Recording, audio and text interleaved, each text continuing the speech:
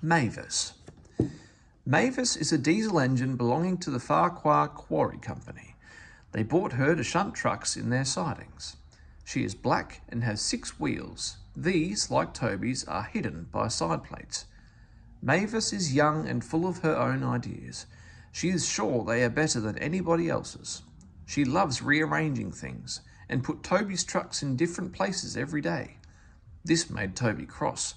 Trucks, he grumbled, should be where you want them, when you want them.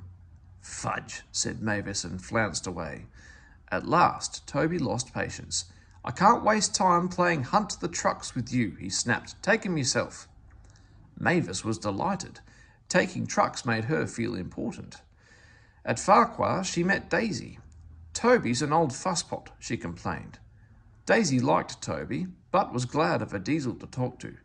Steam engines, she said, have their uses, but they don't understand. Toby says only steam engines can manage trucks properly.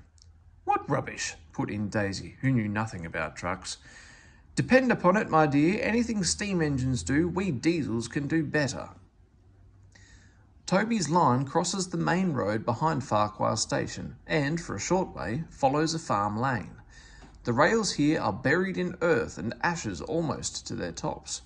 In wet weather, animals, carts and tractors make the lane muddy and slippery. Frost makes the mud rock hard. It swells it too, preventing engine wheels from gripping the rails properly. Toby found this place troublesome, so when frost came, he warned Mavis and told her just what to do. I can manage, thank you, she said cheekily. I'm not an old fusspot like you.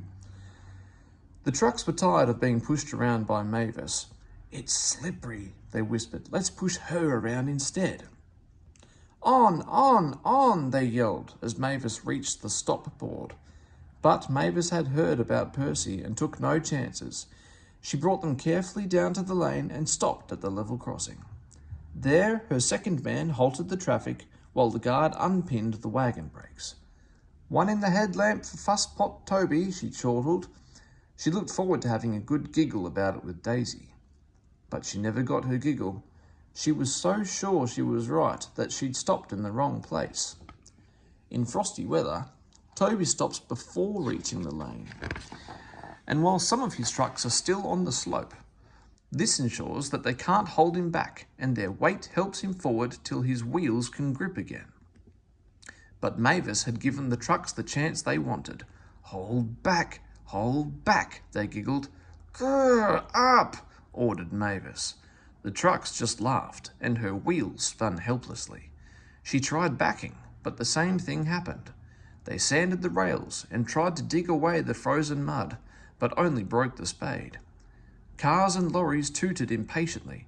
Grr, ah, wailed Mavis in helpless fury.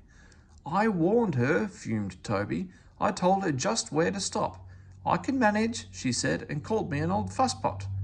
She's young yet, soothed his driver, and she can manage her trucks herself. They're your trucks, really, his driver pointed out. Mavis isn't supposed to come down here. If the Fat Controller... You wouldn't tell, would you? Of course not. Well then?